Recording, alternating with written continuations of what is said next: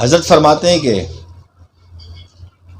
عورت، شہرت اور مال، اس چیز سے اپنے آپ کو بچاؤ۔ کس سے بچاؤ؟ عورت، شہرت اور مال بچانا ہے۔ اس چیز کے پیچھے لگ جاؤ گے تو گمراہی کی طرف بندہ چلا جاتا ہے۔ آپ ایک جنون سوار ہوگا کہ مال مال مال، تو پھر جب انسان کے اوپر وہ جنون مال کا آ جاتا ہے نا، پھر وہ نہ حلال کو دیکھتے ہیں نہ حرام کو دیکھتے ہیں، نہ اس میں تمیز کر پاتا۔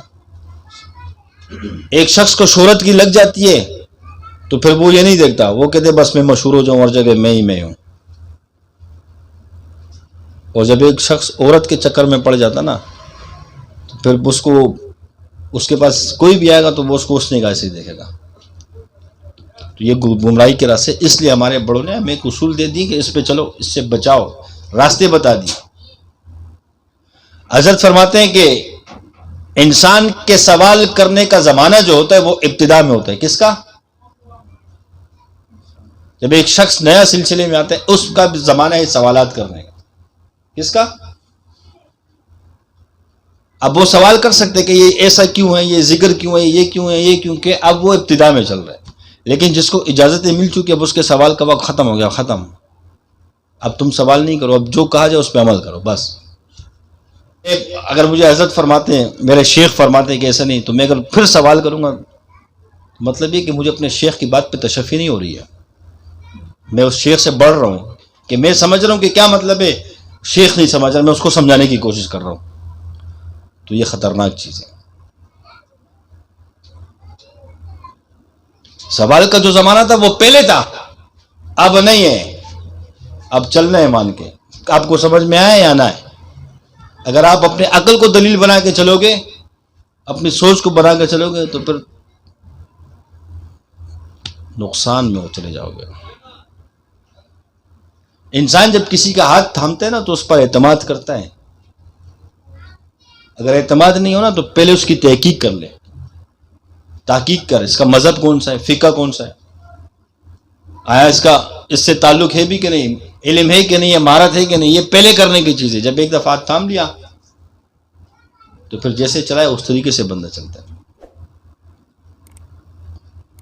یعنی میں اپنے شیخ پر اعتراضات کروں، ایک مثال دے کے سمجھا رہا ہوں، یا بدگمان ہونے کی کوشش کروں، یا میرے شیخ کو پتہ نہیں ایسا نہیں ایسا تھا، وہ اس کو زیادہ پتہ ہے۔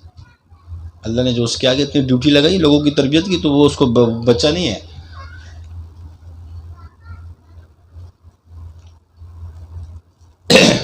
بعض اوقات ہمارے بڑے بڑے معاملات پہ مشائخ شفقت کی وجہ سے چھپا دیتے ہیں، کہتے نہیں ہیں، برداشت کرتے ہیں، کچھ نہیں کرتے، لیکن ہم اس سے غلط فائدے نہیں اٹھایا کریں۔ اپنے مشائخ سے مخلص رہے۔ تحقیق کے دروازے پہلے اس پہ لگنا چاہیے، تحقیق کرو کہ صحیح ہے صحیح نہیں ہے۔ بعد میں جب بندہ تحقیق میں لگتا ہے تو بعد میں کیوں لگا تحقیق میں؟ اس کے اندر شیطان نے وہ زہر ڈال دیا نا۔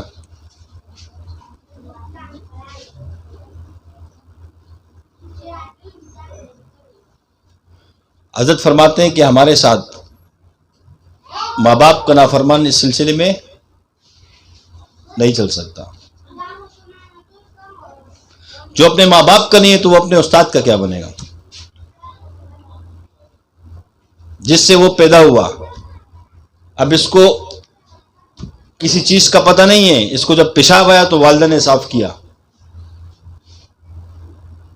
اس نے گندگی کر دی، والدہ نے صاف کیا، باپ نے سختی کے اندر دھوپ کے اندر کام کرتے ہوئے، مزدوری کرتے ہوئے 2 نوکریاں کی، 3 نوکریاں کی اس بچے کی پرورش کے لیے، ہر سختیاں صحیح، ہر مصیبتیں برداشت کی اپنے لیے۔ والدہ رات کو 3 بجے اٹھی، اس نے پیشاب کیا، یہ روتا رہا، 4 بجے اٹھی رات کو، پوری نیند والدین نے خراب کر دی۔ پھر اس کو چلنا ہاتھ سے پکڑ کے سکھایا، اس کو بیٹھنا نہیں آتا تھا، کمزور تھا یہ، اس کو بیٹھنا سکھایا، چلنا سکھایا، باتیں کرنی، بات کرنا سکھایا۔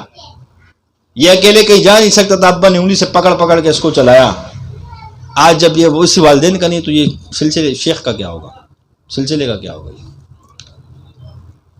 اس لیے جو والدین کا نافرمان ہو، حضرت فرماتے ہیں کہ ہمارے سلسلے میں اس کو سلسلہ خود پھینکے گا. حضرت فرماتے ہیں میں کسی کو نہیں پھینکوں گا, سلسلہ خود.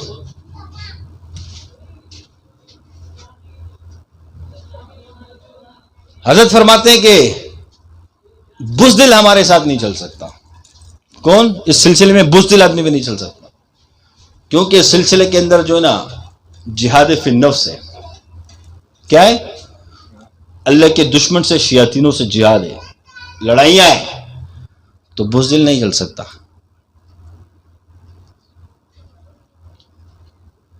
کیا خیال ہے؟ اس پہ حملہ آیا نہیں ہوگا, وہاں ٹائم وہ کبھی استاد کے پیچھے جائے گا, شیخ کے پیچھے جائے گا, شادیوں کے, او یہ حملہ آ گیا, یہ آ گیا, بس ہر ٹائم یہ نفسیاتی ہو جائے گا. تو یہ سلسلے میں بزدل نہیں چل سکتا. حضرت فرماتے ہیں کہ جذباتی آدمی سلسلے میں نہیں چل سکتا. کون سا؟ جذباتی آدمی. یعنی چھوٹی سی بات پہ آگ بگولا ہو گیا, چھوٹی سی بات پہ یہ گرم ہو گیا, چھوٹی سی بات پہ اس سے بڑا مٹی ڈال دو, سب چیز ہو گئے. کیوں؟ اس کی بھی وجہ ہے. وجہ یہ کہ جب انسان جذبات میں آتا ہے, غصے میں آتا ہے, اس کی عقل,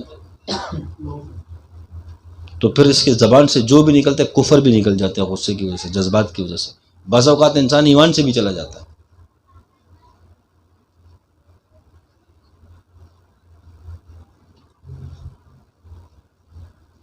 یعنی یہ مرض اتنا خطرناک ہے. اور حدیث میں آتا ہے کہ جب انسان غصے میں آتا ہے تو اس ٹائم شیاطین اس کے رگوں میں, خون میں شامل ہوتے, سرائیت کر رہے ہوتے. جو بندہ جذباتی ہے اس پہ شیاطینوں کا اکثر زیادہ غلبہ رہتا ہے اس کے اوپر. کچھ شیاطینوں کو پتہ ہے کہ اس کا یہی دکھتی ہوئی راگ, اسی کو پکڑاؤ.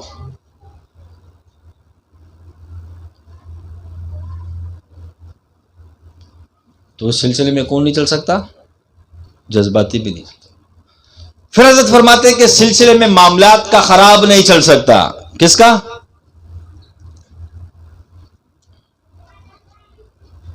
اس کا مال کھایا, اس کو دبا دیا, اس کا کھایا, اس کو دبا, معاملات کا ٹھیک نہیں ہے.